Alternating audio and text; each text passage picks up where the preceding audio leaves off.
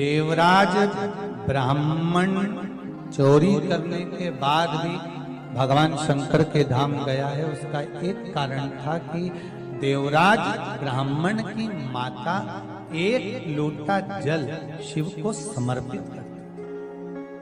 कितना जल? जम के बोलिए जरा। एक लोटा। और आप सबको कहूंगा, शिव मंदिर में प्रतिदिन एक लोटा पानी, एक लोटा जल अवश्य अवश्य चढ़ाना।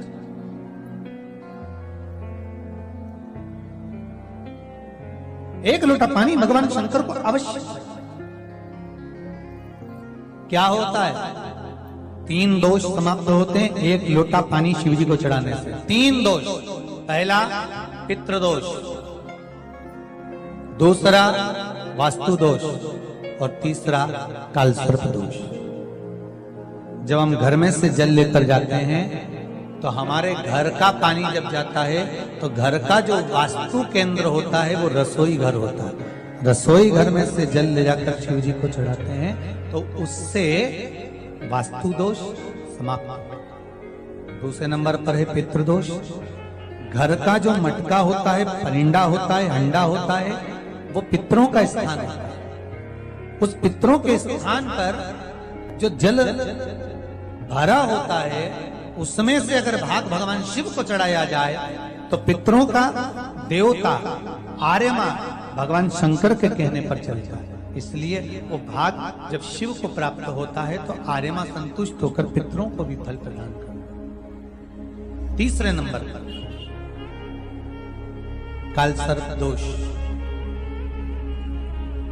भगवान शंकर को एक लोटा पानी अगर चढ़ा रहे हो, भगवान शिव पर एक लोटा पात्र जल का अगर चढ़ा रहे हो तो आपका कालसर्प दोष समाप्त। कालसर्प दोष होता कैसे?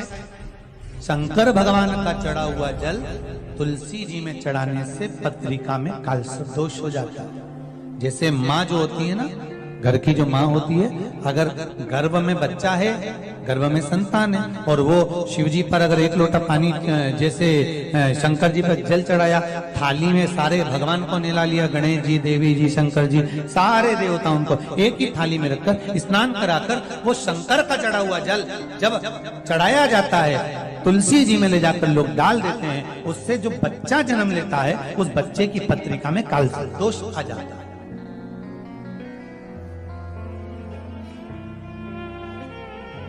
इसलिए शिव महापुराण की कथा कहती है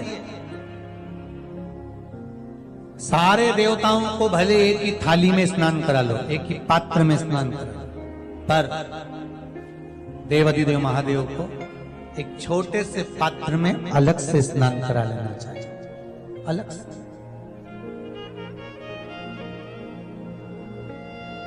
और उस पात्र का जल शिव जी को समर्पित करा हुआ जल तुलसी जी में नहीं डालना। तुम्हारे घर में जो पौधा हो आप उसको उसमें समर्पित करो। जैसे बेलपत्री चढ़ाने के बाद जल चढ़ाना या जल चढ़ाकर बेलपत्र चढ़ाना। एक पत्र है, बड़ा सुंदर है, छोटा सा भाव, प्रश्न अच्छा है, आप सबके हित का।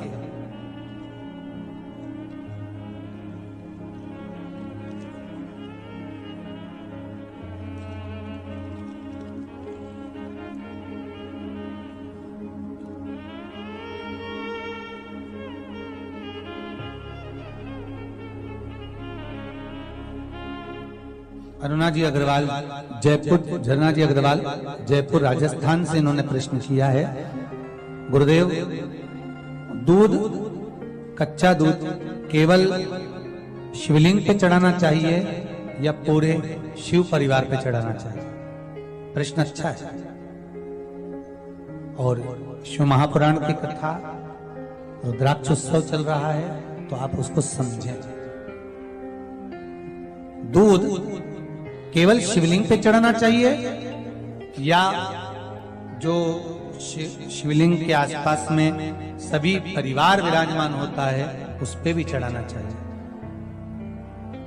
अगर लिंग पुराण आप उठाकर देखेंगे तो लिंग पुराण में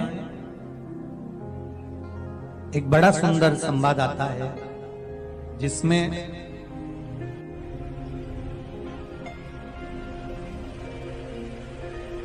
पीले कलर के शिवलिंग का वर्णन है। सफेद, लाल, पीला और काला, ये शिवलिंग का आपको पहले वर्णन करा है।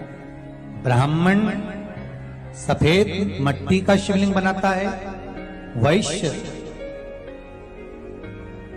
पीली मिट्टी का शिवलिंग बनाता है, क्षत्रिय लाल मिट्टी का शिवलिंग का निर्माण करता है, शूद्र काली मिट्टी का शिवलिंग का निर्माण करता है।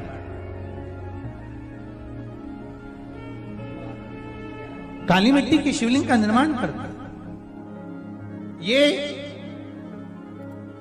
जो वर्णन किया गया है कि उसमें लिंग पुराण के अंतर्गत एक पीले शिवलिंग का वर्णन आता है कि पीला जो शिवलिंग होता है उस शिवलिंग का भाव कितना सुंदर बताया गया है। उसमें व्याख्यान वर्णन में आप अगर पढ़ेंगे देखेंगे लिंग पुराण के अंतर्गत तो उसमें आता है कि दूध जब आप देव अधिदेव महादेव के शिवलिंग पर समर्पित करते हो तो शिव महापुराण की कथा कहती है, लिंग पुराण कथा कहती है, नर्मदा पुराण, स्कंद पुराण, पद्म पुराण, अग्नि पुराण, सारी पुराणे वर्णन करती है। वराह पुराण, ब्रह्मवेत्ता पुराण, ये जितनी पुराणे सब वर्णन करती है कि जब शिवलिंग पर हम दूध चढ़ाते हैं तो केवल शंकर भगवान के शिवलिंग पर दूध चढ़ा देने से संपूर्ण परिवार पर दूध चढ़ जाता है। अलग से हमें कहीं चढ़ाने की जरूरत नहीं, अलग से हमें कहीं दूध ले जाकर चढ़ाने की जरूरत नहीं कि हमें गणेश जी को अलग से चढ़ाना पड़ेगा, देवी जी को अलग से चढ़ाना पड़ेगा, कार्तिकेय जी को अलग से चढ़ाना पड़ेगा या नंदी को अलग से चढ़ाना पड़ेगा। तो जो प्रश्न करा है धन्ना जी अग्रवाल जी ने, जयपुर राजस्थान से हैं, सुंदर प्रश्न करा है। और ये आपको ज्ञात होना चाहिए कि शंकर भगवान पर चढ़ाया गया थोड़ा सा भी दूध जल जो हम भगवान शिव को समर्पित कर रहे हैं वो केवल शिव के लिए नहीं रहता, केवल भगवान शंकर के लिए नहीं है, वो स्वयं 33 कोटि देवताओं को समर्पित हो जाए, स्वयं 33 कोटि देवताओं को।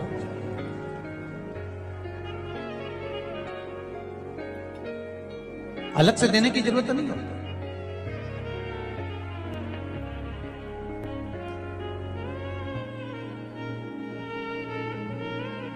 महाराज एक लोटा पानी, बेलपत्री आप शिवलिंग पर पहले चढ़ा रहे हैं, उसके बाद जल चढ़ा रहे हैं। दूसरा, जल चढ़ाने के बाद बेलपत्र चढ़ा रहे हैं। ये दो अलग अलग क्रम है शंकर भगवान की पूजन के। आप समझ लीजिएगा जरा, ये प्रसंग कभी नहीं आया, आज आया है तो उसको समझ।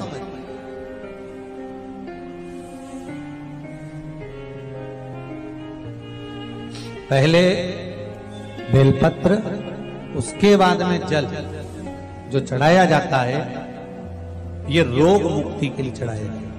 काहे के लिए चढ़ाते हैं अपन? रोग के निवारण, रोग मुक्ति के। जैसे कोरोना महामारी के अंतर्गत अपन सबने स्मरण किया ऑनलाइन शिव महापुराण में कि एक वर्णन किया था कि अगर ज्यादा स्वास्थ्य गड़बड़ हो रहा है तो एक लोटा दूध था और एक लोटा पानी बेलपत्र रखकर फिर चढ़ाने का उस समय पर वर्णन किया था। आप लोगों ने, कई लोगों ने उसको किया और उसका लाभ आपको मिला। उसी तरह आप शिव मंदिर में जाकर दर्शन करेंगे तो दो चीजें अपने को दर्शन करने को मिलेगी। एक भक्त आता है शंकर जी के मंदिर में, लोग भाव से पहुंचते हैं तो पहले वो क्या करते हैं, पहले बेलपत्री चढ़ा देते हैं फिर जल चढ़ा देते हैं। और एक भक्त जो शिव मंदिर में पहुंचता है पहले जल चढ़ाता है फिर बेलपत्र चढ़ाता है। दोनों का अलग अलग क्रम है, दोनों का अलग अलग भाव वर्णन है। पहला, अगर बेलपत्र चढ़ाया है और उसके बाद अगर शंकर भगवान पे जल चढ़ा रहे हो तो ये रोग मुक्ति के लिए होता है। जैसे बड़े रोग किसी को हो जाए, रोग किसी को घेर ले तो वो बेलपत्री चढ़ाने के बाद फिर जल चढ़ाएगा तो उसको रोग थम जाएगा और फिर वो रोग आगे नहीं बढ़ेगा, आगे नहीं बढ़ेगा। रोगों को थामने के लिए बेलपत्री पहले फिर जल। और जब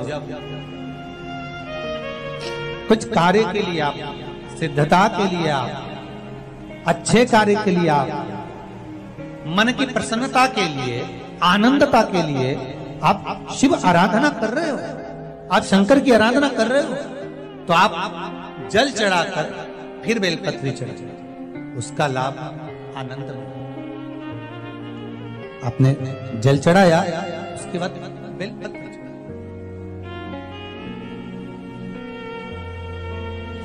बस एक बात का स्मरण आपको होना चाहिए शिव महापुराण का, कि जब भी आप भगवान शंकर को बेलपत्र चढ़ाते हैं, बेलपत्र समर्पित करते हैं, बेलपत्र समर्पित करते समय प्रयास करा करें कि ये बेलपत्र को जब भी आप समर्पित करें, प्रयास करें कि बीच की जो पत्ती होती है बेलपत्र की, मध्य की जो पत्ती होती है, उसको अंगुष्ठ से पकड़ा जाए।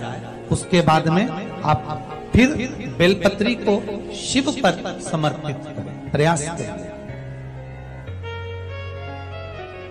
बेलपत्र जो हम भगवान शंकर को समर्पित करते हैं, उसका मध्य जो भाग होता है, बेलपत्री का जो 3 देवताओं का मध्य जो भाग होता है, उसको पकड़कर बेलपत्री को शिव को समर्पित करना चाहिए। पूर्व की कथाओं में यह भी वर्णन किया है कि बेलपत्री की डंडी का मुख कहां होना चाहिए।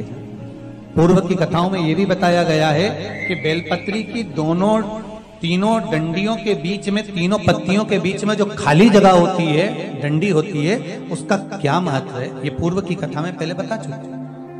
पर आज जो क्रम चल रहा है कथा का, उसमें अपन जो समझ रहे हैं वो ये होना चाहिए कि आप किस कामना से जल चढ़ा रहे हैं, आपके जल चढ़ाने का क्रम क्या है। अगर आप रोग मुक्ति के लिए चढ़ा रहे हैं तो पहले बेलपत्र चढ़ेगी, फिर जल चढ़ेगा। आप कार्य सिद्धि के लिए चढ़ा रहे हैं, पहले जल चढ़ेगा, फिर बेलपत्र चढ़ेगी। और यदि कोई विशेष कार्य है आपका, जो आपको भगवान शंकर से जाकर कहना है, कोई विशेष कार्य, जैसे ब्रह्मलोक में ब्रह्मा है, वैकुंठ में भगवान विष्णु है, पर संसार सागर में, ब्रह्मांड में, मृत्यु लोक में अगर कोई देव है तो वो देव अधिदेव महादेव, वो देव अधिदेव महादेव, दूसरा नहीं।